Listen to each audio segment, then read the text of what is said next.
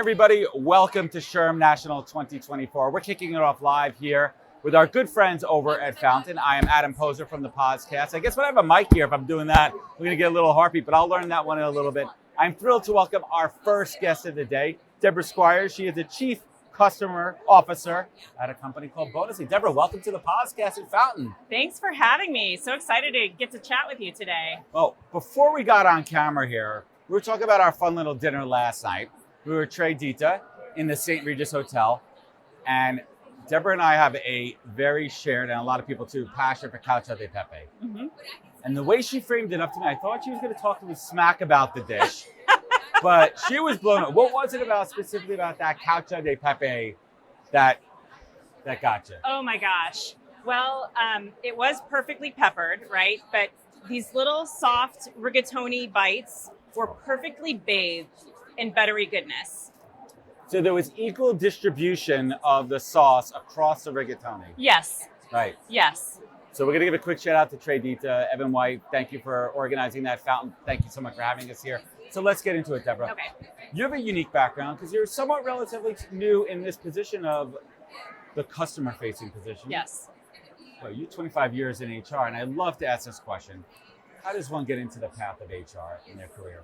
It's interesting. I started in HR in 1992, so very early on, right? Do you have a 90s background music? Yeah, please. Like, I'm a like child of the 80s and 90s. But what music do we want for the background here before we get into it? Do we want like a 90s hip hop? Do we want more of like a? I would say let's go 80s hair bands. Oh, what's your hair band of choice? Bon Jovi. First New concert Jersey's ever. finest. Yes. So let's get to it, Deborah Squires. It's your life. And it's now or never. So tell us about how you like that, right? Tell us how you got into HR. Yeah, I didn't have bingo Bon Jovi on my bingo card today, but we'll see how it goes. Here to help out.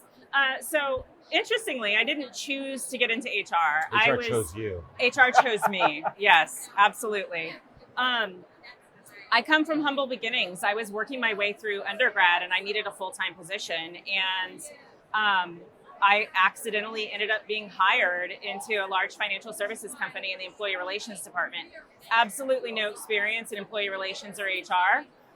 This was at a time when the department was just converting from personnel to human resources, like early on in the 90s. So you went in for just like a generalist position, and they're like, you'd be good for HR. Yeah. Looking back on it now, like that's not the way it works. Yeah. But here's what's crazy about that thought for a second. Everyone's throwing around this thing of like hire for character, train for skill. And that's, I don't fully agree with that, but I think it's a big caveat on that. Yeah. But back then, that's what they did. And they hired you for your character, and then they trained you on a skill. Absolutely. Absolutely. And they invested in me. I finished my undergrad in marketing.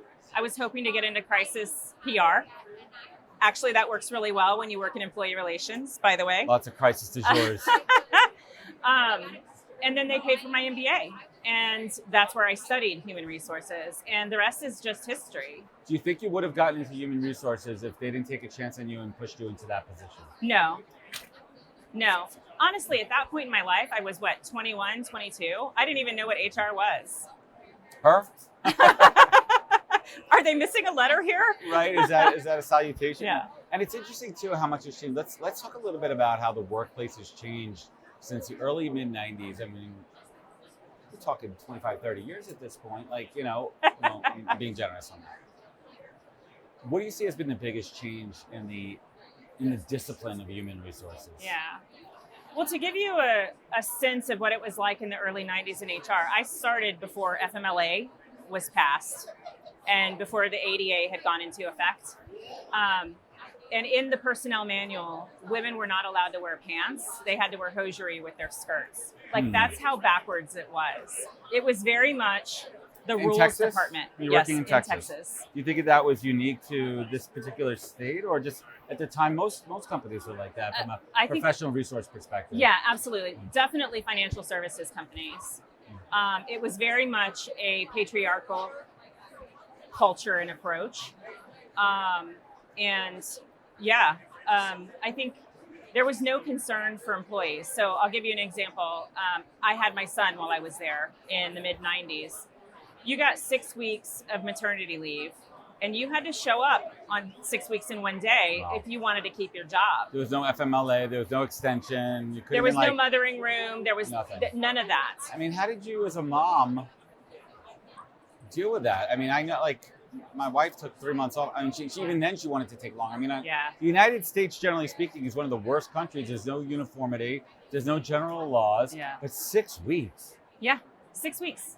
Yeah, you're not recovered at that point.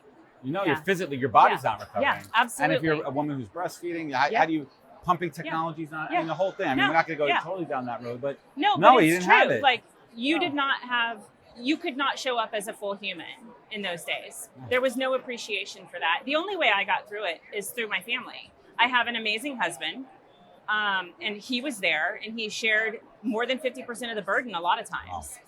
I had a mom and a mother-in-law who were actively involved. They say it takes a village, and it absolutely does. But not everybody has a village. Yeah. So if you think about that time back then, and so many, I mean, but you know what? They got through it. They did. They did get through it. Yeah, the hard way. The hard Right? way. And it didn't have to be the hard way. No. And I think that's really what opened up opportunities for change and Yeah. innovation in the space. So as you worked your way through HR leadership, do you remember, Deborah, like that first policy or practice where you said, you know what, I'm going to change the way we're doing something. And you're going to come up against resistance, you're going to come up against a battle, you're going to fight it. Let's talk about that for a moment. Yeah. You know, it's interesting because I spent my entire career in large enterprise companies. If you wanted to be a change maker, that is not the place to do it. And that's ultimately why I left. You didn't want to be a small fish in a big pond. I didn't want to continue to battle uphill and lose my energy and lose my passion for making work better. You can't do it in large companies where there's so much resistance. You said something interesting there, and I'll rewind for a second. Your passion to make work a better place. Was there a point early on in your career working in HR where it really clicked for you? Where you said, this is, I mean, listen, you went to school for it. Yeah. So you kind of were like, oh, I'm going to go all in on this, but I feel it in my heart. This is what I love to do. I'm seeing a difference there. Was that moment? Was that job early on where it really clicked? You know, I think I came from a family of public servants. My husband was also a public servant. My dad was a firefighter, husband a firefighter. My mom was involved in PTA and in the schools as a stay-at-home mom, but like actively involved. I have always considered it my responsibility to make the world a better place. I chose to do it in the workplace. I wouldn't say it was a particular policy or moment. I think with life experience, you do expand your empathy and understanding. And so with every experience that I had, whether it was having a child in a very unfriendly environment to be working, or if it was losing a parent or going through a health issue or a mental health issue, you open your mind and soul up to what it's truly like, and you can be better at helping others recognize what's possible and remove the barriers to getting to a place where they're happy and thriving. And I loved how you framed that, because I truly believe that's a modern approach, and leadership has to be truly empathetic, and not just say empathetic from a buzzword perspective, but actually execute and practice what you preach. And that's what it is, especially in larger organizations. You can't be everything to everybody at the same time. You have to have policies and processes. Yeah. But when you start to define those to make them as inclusive as possible, and accounting for mental health and things like aging parents and time away, and how that's going to affect employee when, like, you know that they have to take care of an elderly parent but still perform their job duties because they don't want to lose their job. So how do you develop policies around that? 25 years in that, where have you seen like the biggest change? Where, like, was there like a time period? Like, where did you see like that leadership really start to be like, HR is not just payroll, hiring and firing, and also moving talent acquisition away from HR. But from that people perspective, when did you start to see, and what were some of those elements? I started to see the transformation in the 2000s with the growth of, the technology startups and entrepreneurial founders coming in wanting to make a difference and do things in a different way. Now, did we get it right in every circumstance? No. And you can read Brotopia and other books on like what it was really like, and I've certainly seen some of that myself. But it was enough of a momentum built toward ripping out the status quo and saying, we may not have all the right answers, but damn it, we're not going to do it the way our predecessors did it. And we're willing to fail in the process in order to get to the right place. And then I think, candidly, the pandemic and lockdown escalated the world, like the changes in the world of work that we knew were coming with baby boomers retiring, the world going global. We were forced into that much faster. And I think part of that definitely accelerated. Yeah, absolutely. Absolutely.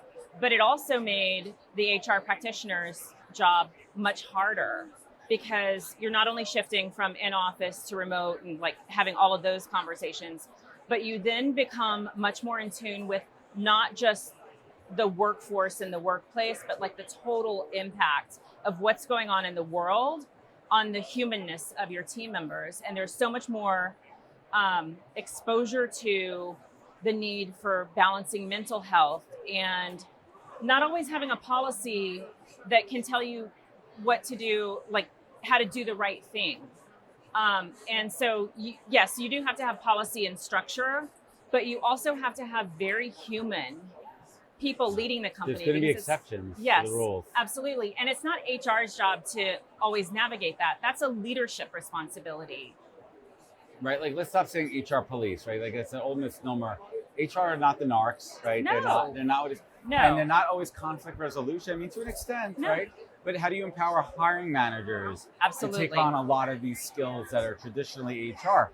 Conflict resolution. Yep. Right? How do you work with them from a benefits and comp perspective as well there too? But I want to double back and talk about the pandemic. At that point, were you still in an HR capacity? No, I had already come to the provider side. So I was working for a global company as the head of customer success. So let's talk about your pivot for a little bit there.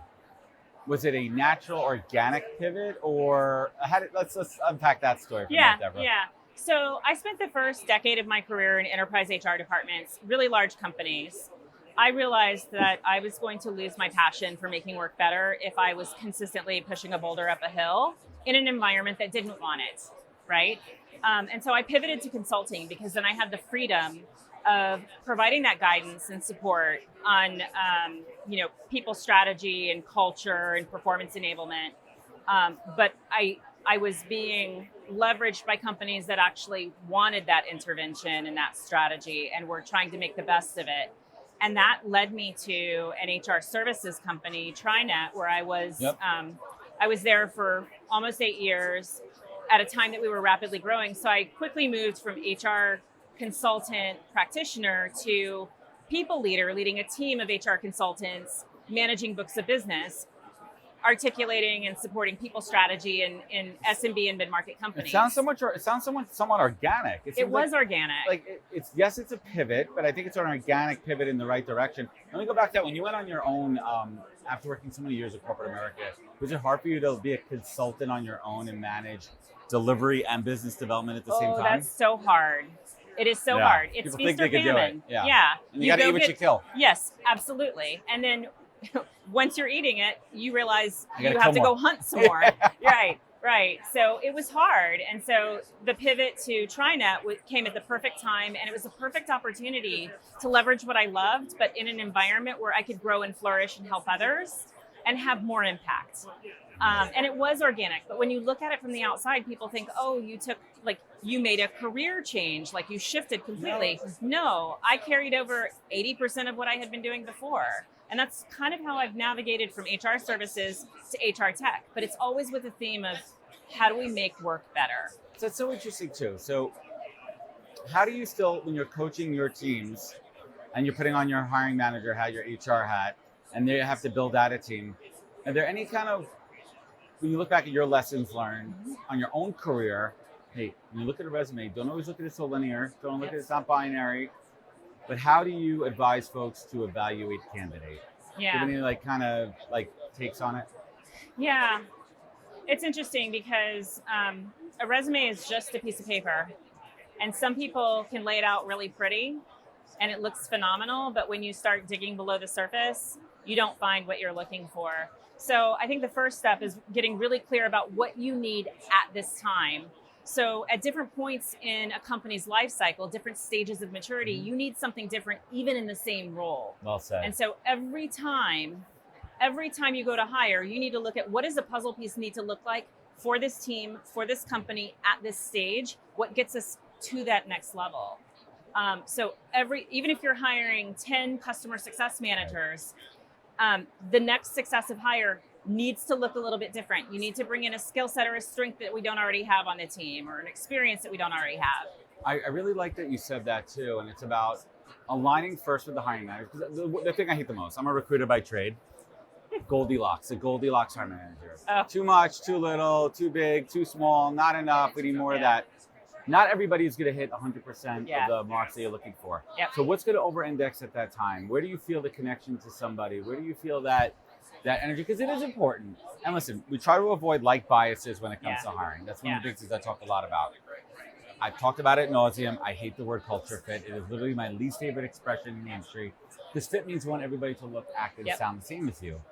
So how do you ensure more diversity? So I want to talk about diversity for a moment. And diversity, for everyone playing along at home, is not just what's on the outside. Yep. Diversity, equity, inclusion, belonging. There's a lot of elements to that, and we'll break it down in a minute here. But how do you define diversity? From my perspective, diversity is diversity of thought. First high five of the day. There it is. I win. Do I get a prize? You do at the end. Don't worry. I think so. I think the thing is, one, you have to really get clear on what you're looking for in the moment, on the skill set, the absolute needs versus the nice to haves. So you're talking about the Goldilocks. Yeah. I always look at a job spec and I go, you're looking for a unicorn.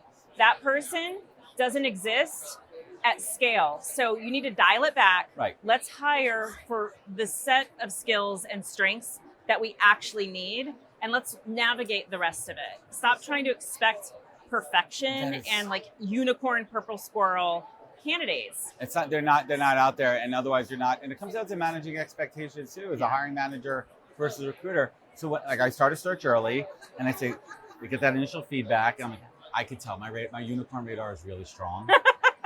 And I'm like, if that's all you're looking for, there's only 2 or 3 of those people in the universe. You're not paying me enough to find that person. Or you're not paying them enough either. Yeah. You want Google on a McDonald's salary? It's not going to happen. Yeah. How am I going to pull somebody from a FANG company, a MANG company, to your little startup, and you think that they want to come here? Yeah. Your expectations are not aligned. Yeah. So let's reset what those expectations are. Yeah. So were there initial challenges when you kind of morphed into this new role? Learning curves? So you have to learn a new industry. So when you go from being in-house HR, what good looks like is different than when you're managing a team, providing HR consulting services. The margins that you need to hit and the way that you approach things requires that you think through how you structure the team, how you get the work done. It's not always more people, more people, more people. You have to build processes that are efficient so that the people that you have can deliver their best work for their customers. Well, let's talk about that a little bit. You talk a little bit about effective ways to ensure managers have agency in the decision-making process. Because decision-making process in every single company is different. There's psychological factors. There's career performance. Am I making the right decision? Do people have, decision-making imposter syndrome? Yeah. But how do you coach? Well, first of all, let's explain to everybody what it means to give someone agency. Not being an agency, but how do you instill agency in somebody? So giving them the opportunity to be accountable and responsible for the decision, but also giving them enough context, asking the right questions so that they think through all of the factors that they need to consider, and then making it okay when they blow something up. Because the reality okay is, to make mistakes. Yeah. People, there's a fear. Don't lead we're by not fear. doing brain surgery. No. Yeah. We're in product. We're in tech. We can get it wrong. And the reality is, if you have a structure or an environment or a culture where getting it wrong means that it becomes about the person, either the person who made the decision or the person that you put into a role that wasn't a good fit for them, then you really are approaching it the wrong way. Every person in this world can thrive in the right environment. When you see When you see a plant failing, they talk about succulents. You don't blame the plant. No, blame me or blame the soil, exactly. or maybe I give it too little water, exactly. or not enough light and not enough love. Maybe it's in the wrong room, right? But that's a good one too. Some plants are. But how do you do that at scale at a large enterprise company? It's a little easier when it's more hands-on in a smaller company. You have to teach every manager to do that. You have to. So one of the big learnings or revelations that I have learned as a leader, because I've led teams of 500 and I've led teams of 5. And at the beginning of leading and having high stakes in the teams that I was leading, I held on to everything so tightly because I thought I had to.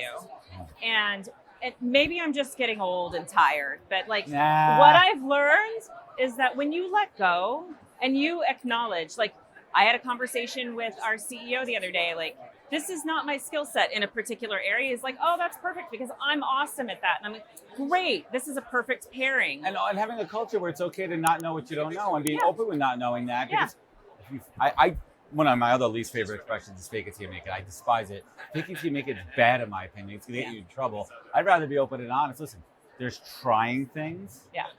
And then there's bullshitting where it can be detrimental to the organization or the product or yourself. Yeah, absolutely. Absolutely. And I wish I had learned that earlier in my career, and I hope that I can instill that in every person that I come across. Well, I feel I want to pivot a little bit and talk about feedback. Yep. And there's an expression I learned from one of my favorite people leaders, Claude Silver. I don't know if you know Claude. Yes. I work for Claude and Gary over at Beamery. Amazing. And Claude Silver says feedback is a gift. It is. And I truly mean that feedback is a gift because if someone cares enough, Deborah, to give you feedback, that means they care. They do. If I'm not giving you feedback, that means I really don't care about what happens here. Right. But also there's an art to giving feedback. How do you coach folks on giving feedback in a constructive, positive, and in a way where you don't feel like you're talking down to somebody? Yeah. That's a great question because we have a heavy feedback culture at Bonusly. And I consider feedback a gift. And I guess I have a particular point of view on this because I lead the customer organization. So customer feedback is also a gift. You're receiving feedback. I am. And soliciting for feedback. Absolutely. Absolutely. And so one of the things that we've done is really ensure that people have the ability to ask for feedback in the right ways. So make it okay. But when feedback works, it's because you have a foundation of trust. And so you have to build that relationship. And the thing is, and I commented on this the other day, I think on LinkedIn, actually, a peer of mine consistently gives me feedback, not when I ask for it, but when I need it. And that's because she's invested in my success. And the greatest thing that you can do when you care about somebody succeeding is sharing what they can do better. And you can deliver it in a kind but direct way. So don't sandwich it between a bunch of fluffy pieces of bread. What do they say? Don't make it a feedback sandwich? Yes. Yeah, with the poop in the middle is what they talk about. Let me tell you something nice and tell you something crappy. Yeah, and then you're confused about the message. No. If I need to change my tone, and literally this peer of mine has told me that, your message is great, but your tone takes away from it. So how have you self-coached yourself to be mindful of your tone? I put sticky notes around my computer. I do the same. Especially if I'm in meetings that I feel like I'm going to get triggered. You know some of your own triggers. But I ask people to ping me if they hear it or see it. And it's called radical candor feedback. Yes, exactly. Because if they care about you, they won't let you fall on your face. So let's bring it home here. What is a top secret Deborah Squires interview question where you could listen? By the time someone gets to you, they probably already have the skills and the experience. But now you're assessing character, values. Are they going to be a good energy for the organization? Yeah. So it's actually two questions, and it's two sides of the same coin. For me, I want to understand, are they going to thrive in our environment at our stage? And so I will be asking for them to share with me a time where they felt like they were really in the zone, where they were excelling at what they were doing, where their strengths were pulled forward, they were stretching themselves in ways that they were happy, and that was a real highlight of their experience. You want to pull out their energy and see what they self-praise. Yes. And then on the flip side, I want to know about a time that they felt like they were a fish out of water and what made it so. So it's not just the circumstance, but if you were in the zone, why were you in the zone? What made it that way? And sometimes they have to stop and think, like they don't recognize what had them thrive or what had them not thriving. And I find that such a powerful discussion. I spend most of my like final interview on those two questions because I really want to understand. I like those. Yeah. Oh, here's our Dunkin' Donut delivery. Oh yes. We're live, folks. Anything happens here, SHRM. He's walking past us. Where are you going? but those questions are important. And here's another little kind of tidbit. We're going to go a little off on this one. Candidates, it's okay during the interview to pause. Yes. Take a breather. Don't feel like you have to rush a question. And I also coach this. It's okay to say you're interviewing me, and Deborah, would you mind if I pause there for a second and I re-answer that question? I love it. I think it shows a lot of self-awareness, confidence that you have the ability to say, I probably could have answered that a little bit better. And I think it shows the interviewer that this person has the confidence to restart and know that they want to do something over again. And that's an indication of what happens in the workplace. So it's real life, people. Right. We don't always get it right. And I'm even okay if they think about it later and send me a follow-up note and basically I'm say, totally okay with that. Look, that's the kind of reflection I'm looking for in a team member. I don't expect people to get it perfect every time. Of course. Yeah. So let's bring it home here. This isn't your first rodeo, second rodeo, third rodeo. You've been to a lot of these. What's a pro tip for, like, this could be daunting. Yeah. 20,000 people, 2,000 booths here. How does someone come in as an attendee and digest it? Like, is there a game plan? What are some pro tips to navigate SHRM National? Yeah. I would say quality over quantity. So don't try to take everything in. Come in with a strategy. What are you trying to accomplish either in your career or in your workplace? Find the people and the sessions and the companies who are focused on that and narrow your focus to engaging with those people. And then you leave with rich relationships and examples that you can take back to work. But if you try to take in everything, go to every event, you will leave so wiped out and so confused about what you were exposed to. That's so great advice. Quality over quantity. And lastly, just tell us a little bit about Bonusly. What do you guys do and where can we find you? Where can we connect? Where can we learn more? Yeah. So bonusly.com. So Bonusly is a recognition, engagement, and performance enablement platform. And we are a platform that gets high adoption from employees. We meet people in the flow of their work. We enable managers to build meaningful relationships with their team members.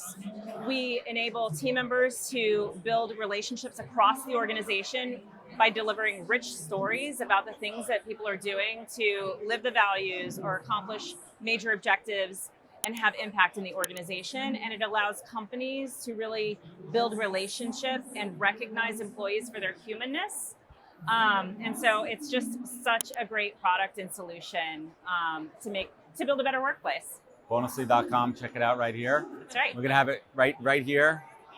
My video producers, we're gonna cue it over here. Deborah, I want to thank you so much for joining us here. Thank you, Fountain, for bringing us all together, and have a great conference. Thank you so much. This was wonderful. Great, take care. That flew by.